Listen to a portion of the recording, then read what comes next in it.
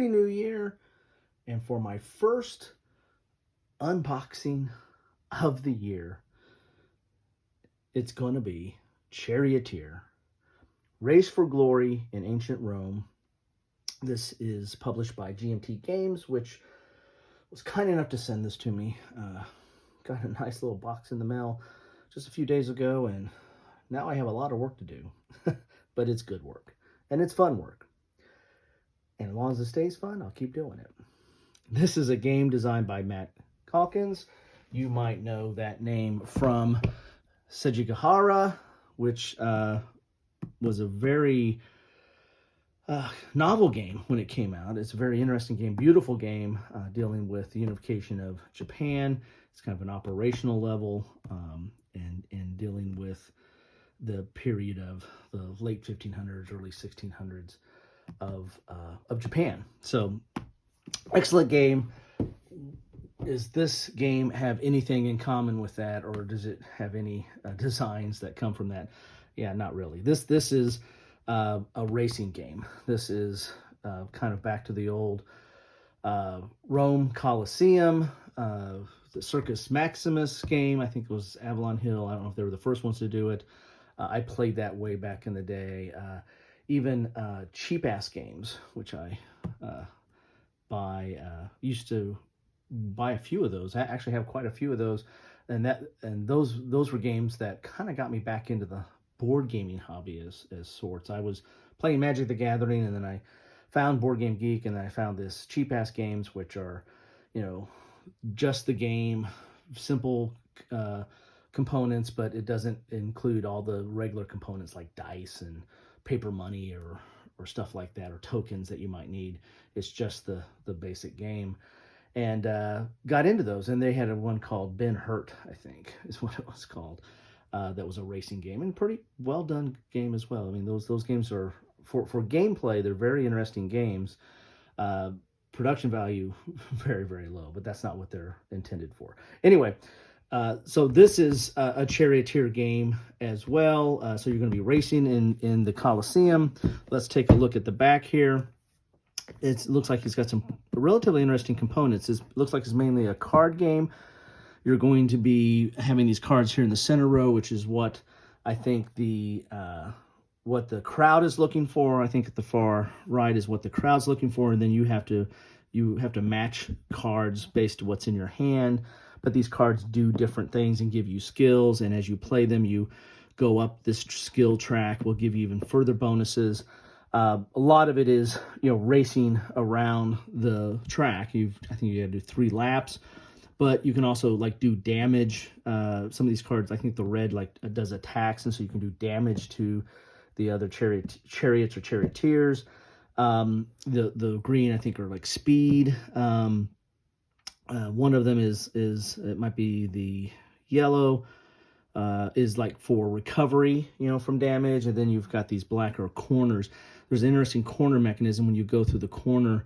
If you play corner cards, you can just go straight on the inside line, but if you don't play, if you're playing a red or a green or something, you have to do this zigzag into these outer areas, and so it slows you down. It's not as efficient. So a very interesting and tight design on the game, and there's all these bonuses. I think these are one-time bonuses that you can use during the game.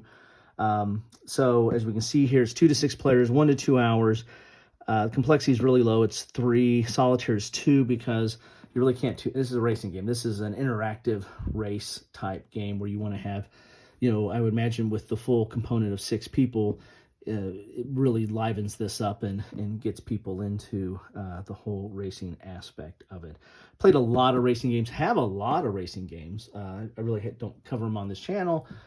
I might do that. I've actually done a sports playlist now that I'll put games like this in racing and all other, baseball, football, all those other type games. I might cover those from time to time.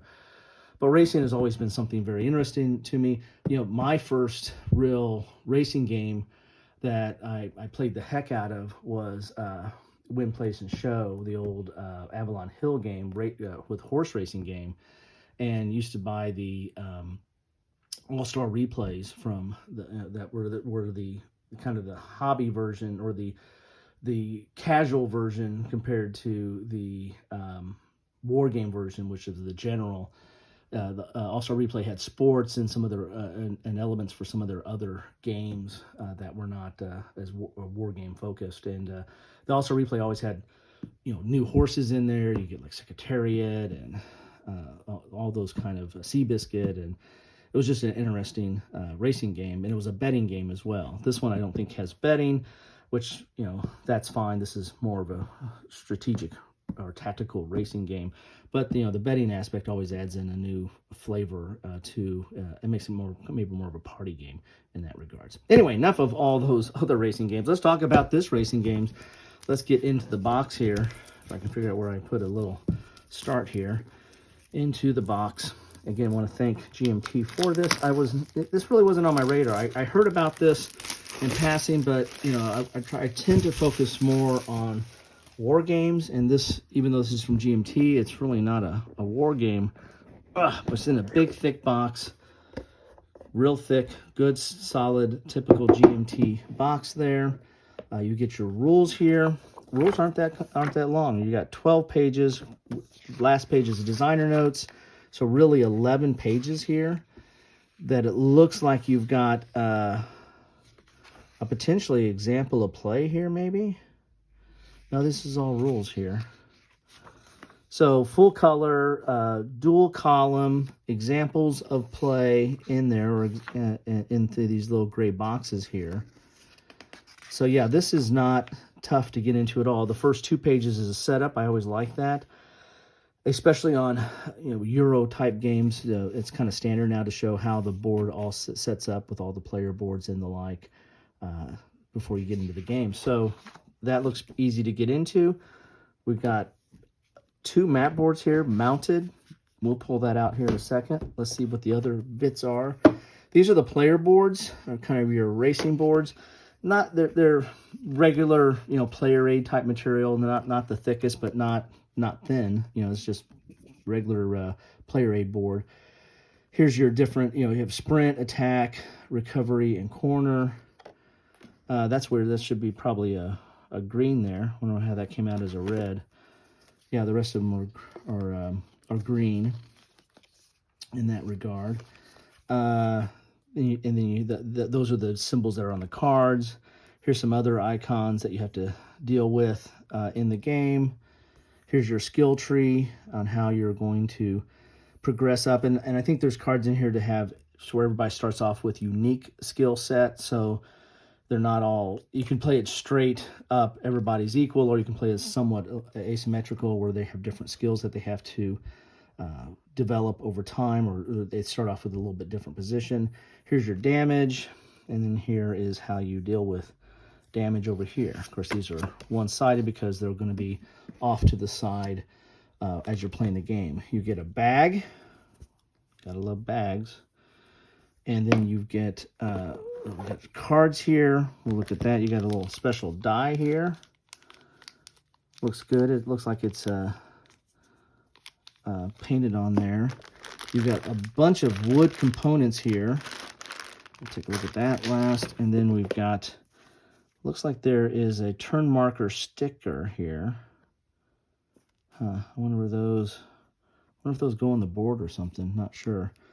And then we got some more cards here, so I'll have to get something to get those open. Let's get the map open first, or the board, I should say. I'm so used to saying map that I'm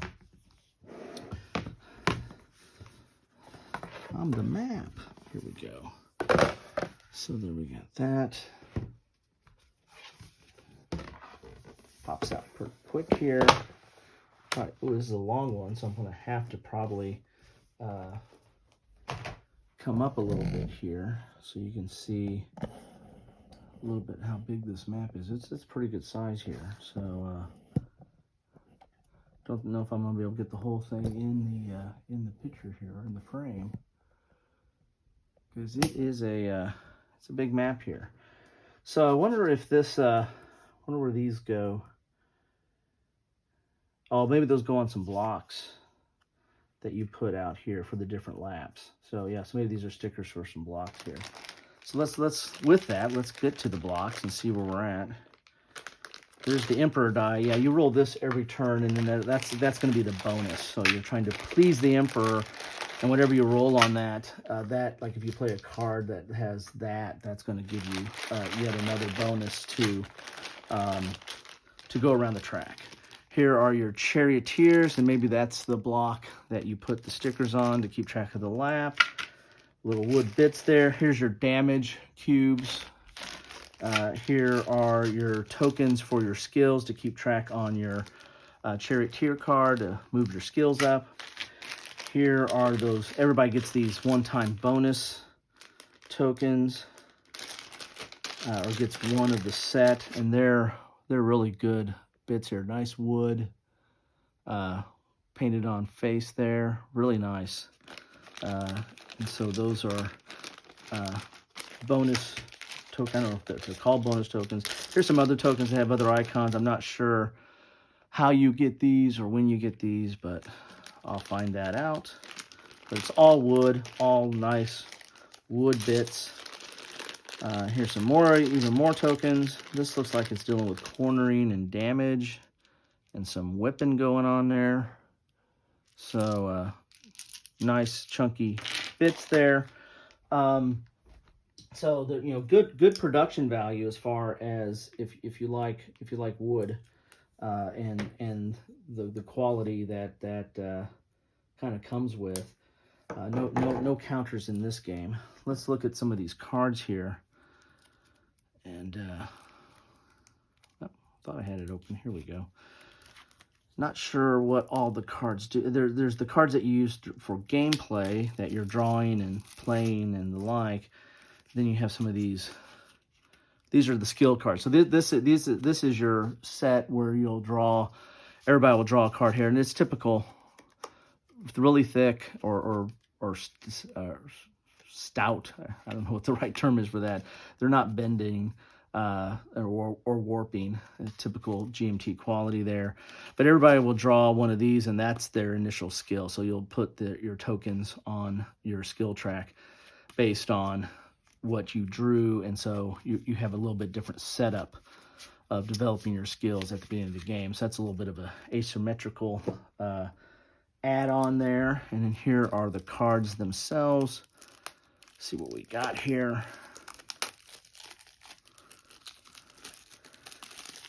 And this has been out for a little bit of time, so if any of you have played this, got this, love to know your thoughts or feedback on it. These cards are kind of the same thickness. And you've got several of these cards where you're going to be matching up. These are like cornering cards. There's your attack.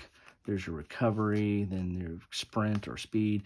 Then you get some of these other tokens. I guess that's where some of these other icons, maybe that's where these tokens come into play with these different icons that might be on these cards here.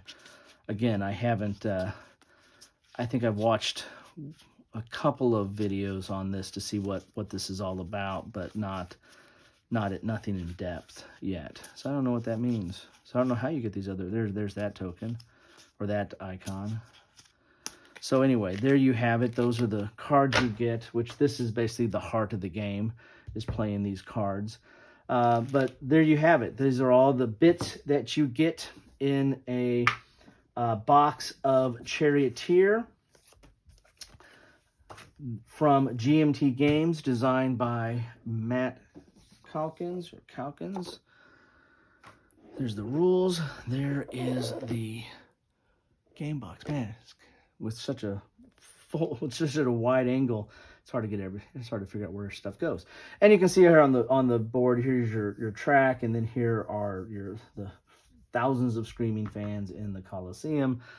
And here you can see these corners here, where if you play a corner card, you can go 1, 2, 3, but if you don't, you go 1, 2, 3. So instead of being 1, 2, 3, instead of being here, you're going to end up here.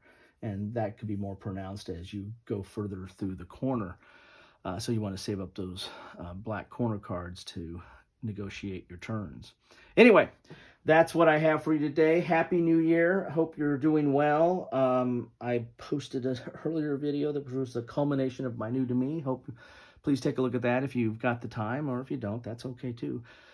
You're with family or friends, so enjoy. Anyway, that's what I have for you today. Thanks for stopping by. Love to know your thoughts on this or anything that comes to your mind, especially as we start off a new year. What's your resolutions for this year as far as life or games or what have you? Anyway, thanks again for stopping by. Always appreciated. Have a good one.